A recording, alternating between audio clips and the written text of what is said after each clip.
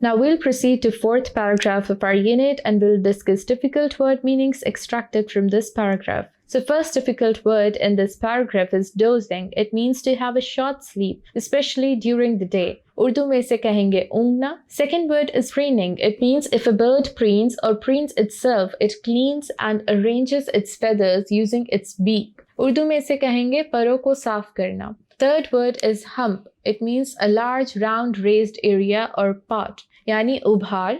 Fourth word is thrust. It means push suddenly or violently in a specified direction. Urdu में इसे कहेंगे जोर देना. Fifth word is whet. It means to increase someone's interest in and wish for something, usually by giving them a small experience of it. Urdu में इसे कहेंगे तहरीक दिलाना या तरगीब देना. Seventh word is uttered. It means to say something or to make a sound with your voice. Urdu में इसे कहेंगे बोलना. So let's move forward to the explanation of fourth paragraph. अब इस paragraph में क्या होता है, जो बिडी है जो अब तक उड़ना नहीं सीख रहा है, अब वो कुछ pretentious movements करता है. क्यों करता है कि वो अपने पेरेंट्स की अटेंशन ले सके.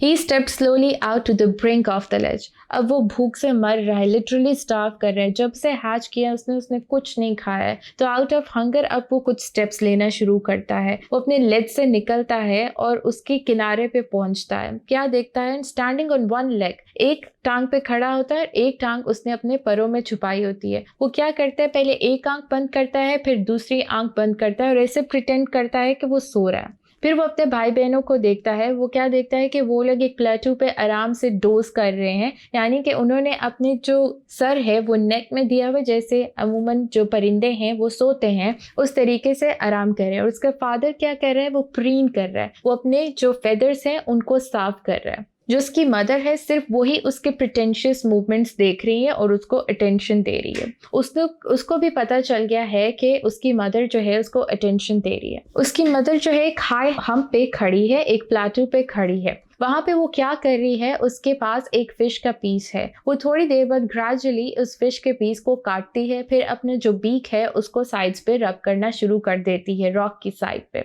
ये जो साइड है जब वो देखता है बिडी, उसको बहुत ज़्यादा मैडन कर देती है. यानी कि आप खुद सोचो कि एक इंसान है, उसने पूरे दिन से कुछ नहीं खाया है और उसके सामने अगर दूसरा इंसान पिज्ज़ा या बर्गर खा रहा है तो ऑब्वियसली उसको भी अर्ज होगी कि मुझे भी ये खाना है. उसका भी माउथ जो है वो वाटर करेगा. तो same case is happening to the body. अब वो पागल हो जाता है. वो सोचता है कि मुझे भी ये एक्सपीरियंस फील करना है जैसे मेरी मदर जो है वो फिश का टुकड़ा काट के खा रही है और एवरी नाउ एंड देन अपने बीक को, अपनी चोंच को वो रॉक की साइड पर रब कर रही है. मुझे भी ये करना है. तो ये देख के वो एक लो कैकल प्रोड्यूस करता है, यानी बहुत ही लो पिच में बोलता है जैसे सीगल्स बोलते हैं. उसके रिप्लाई में उसकी मदर भी कैकल करती है, यानी कि उसको जवाब देती है और उसकी तरफ देखती है. So we are done with the explanation of fourth paragraph. Thank you.